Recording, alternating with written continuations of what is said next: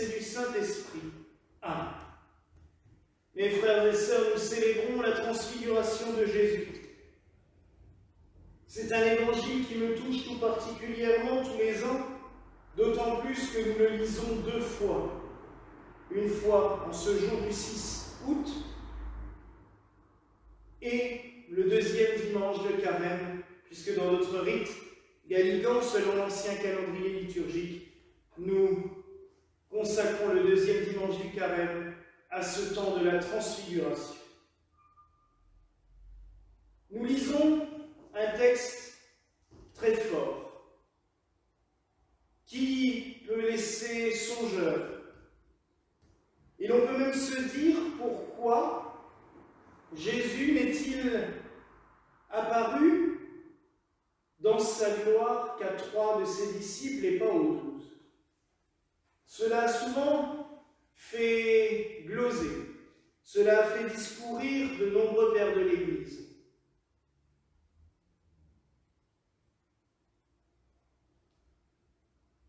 S'il a choisi ses 3 disciples, c'est parce qu'à mon sens, il voulait en faire non pas des sur-apôtres, mais des témoins privilégiés.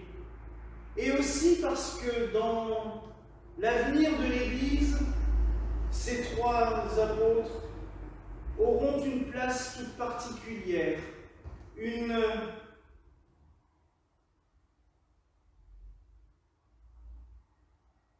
place, un rôle à jouer tout particulier. Pas l'un plus important que l'autre, pas l'un mieux que l'autre, mais chacun à sa place, chacun dans sa spécificité propre va donner un élan à l'Église. Et je le dis ici de manière peut-être un peu vigoureuse et forte, mais si une ou des églises se privent d'un des 3 courants apostoliques que je vais développer maintenant, elle sombre automatiquement dans l'erreur. Elle se perdra avec le temps. Nous avons premièrement Saint Pierre, puisqu'il en est le témoin privilégié qui nous l'a laissé par écrit, en plus des évangélistes. Mais là, nous avons ce témoignage propre de Saint Pierre dans son épître. Saint Pierre représente la dogmatique.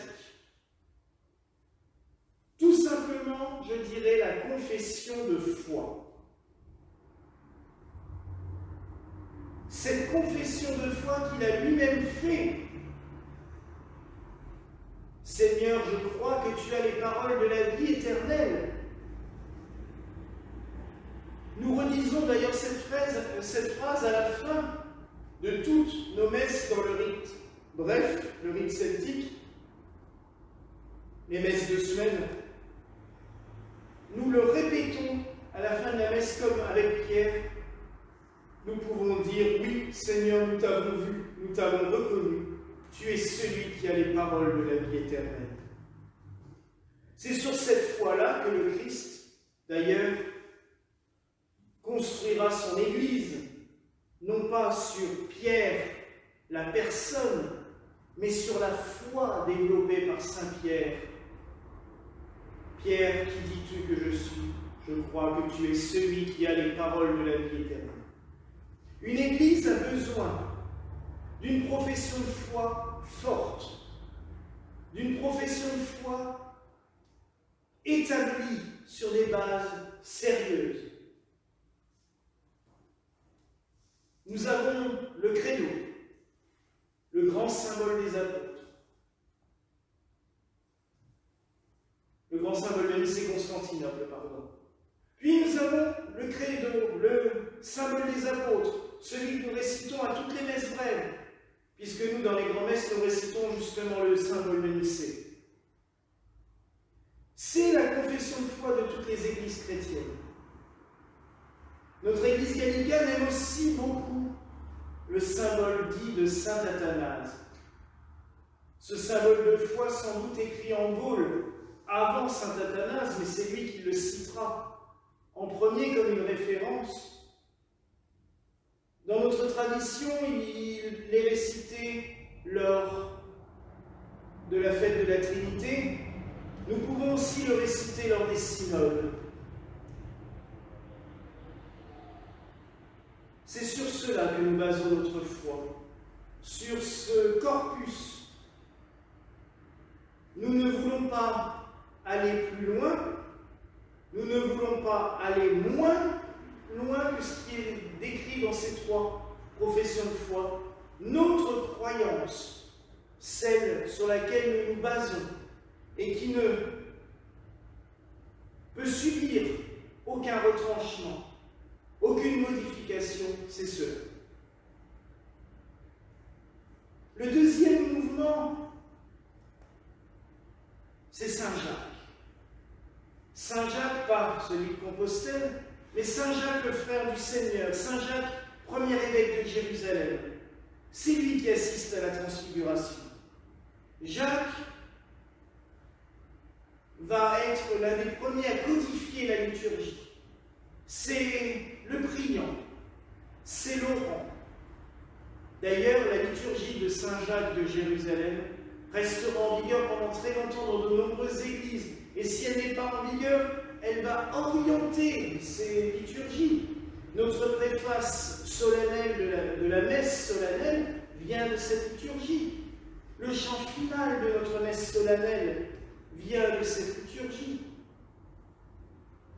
De nombreuses particularités de notre calendrier gallican, notamment la vénération des anciens prophètes, vient de cette liturgie. Saint Jacques représente, oui, cette vie de prière. Et une Église ne peut vivre qu'avec une liturgie forte, une liturgie aussi affirmée. Les anglicans disent souvent que la liturgie est l'image de ce que l'on croit, et je le crois sincèrement. Donc une liturgie structurée, une liturgie avec un calendrier propre, montrant sa spiritualité. Oui, nous avons besoin de ce deuxième courant. Et nous avons besoin d'un troisième courant, qui nous est représenté par Saint Jean.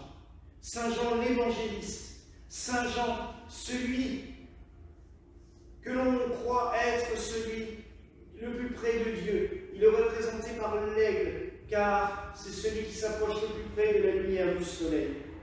Saint Jean, c'est le courant mystique. Alors la mystique fait souvent peur, et c'est vrai que depuis une cinquantaine d'années, on évince tout ce qui est mystique des églises parce que ça ne plaît pas. Ce qui fait que d'ailleurs, les trois quarts des gens courent vers des mouvements mystico-spirituels parce qu'on ne leur donne pas cette nourriture mystique dont l'Église a vécu depuis 2000 ans.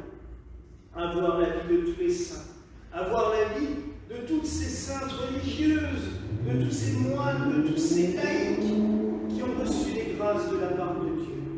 La mystique, c'est tout simplement aussi se mettre à l'écoute du Saint-Esprit, se laisser guider par l'Esprit de Dieu, se mettre en prière pour se laisser guider par lui. Cela nous amène des fois à faire des choses auxquelles on n'aurait jamais cru. Des choses, je dirais même, à corps défendant.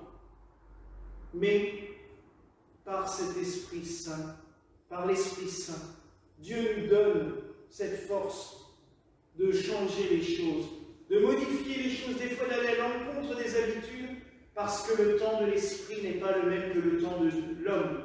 Et quand, pour Dieu, il est temps, à nous d'agir.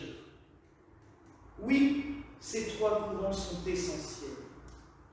Une Église ne peut pas privilégier l'un ou l'autre, elle a besoin des trois. Elle ne peut pas retrancher l'un des trois, sinon elle va se perdre. Elle va devenir une association de mondanité, une association purement humaine. La transfiguration de notre Seigneur Jésus-Christ est pour moi le fondement même de la vie ecclésiastique, de la vie d'une Église, de la vie d'une communauté chrétienne établie. Alors oui, méditons sur cela, contemplons cette icône représentant la transfiguration. Demandons à Dieu de nous éclairer comme il l'a fait pour les 3 disciples, qu'il nous continue à nous combler de sa lumière. Et cette lumière, nous la fêtons d'une manière un petit peu particulière avec la bénédiction des fruits nouveaux. C'est vrai que c'est la période où il fait chaud, le soleil nous chauffe de ses rayons et les fruits mûrissent. Cette tradition dans l'ancienne Église de célébrer les dons de Dieu tout au long de cette période qui s'étend du début août jusqu'à, j'allais dire, la fin septembre, reprenant d'ailleurs des anciennes traditions celtiques de sanctification, nous allons bénir tout au long de la saison qui vient des fruits. Demain, c'est la bière avec Saint-Arnoux, mais je vous ai expliqué le pourquoi et je rentrerai dans les détails demain. Pour le 15 août, nous bénissons les herbes fraîches, comme cela se fait aussi toujours dans le sud de l'Allemagne. Pour la fête de la croix, nous bénirons les raisins au moment des vendanges. Bénir, c'est pour nous que ceux qui vont consommer ces fruits reçoivent la force et la bénédiction, mais c'est aussi dire du bien de quelqu'un. Quand nous bénissons les fruits, nous bénissons Dieu pour le fait de nous avoir donné ces fruits. C'est une louange au Créateur que nous lui adressons. Alors oui, en ce jour, célébrons cette lumière divine en bénissant les fruits nouveaux, en remerciant Dieu pour ses bienfaits pour nous, pour nos églises et pour sa création tout entière. Voilà la grâce que je nous souhaite en ce soir. Au nom du Père, du Fils et du Saint-Esprit. Amen. Et que la paix du Seigneur soit toujours avec vous.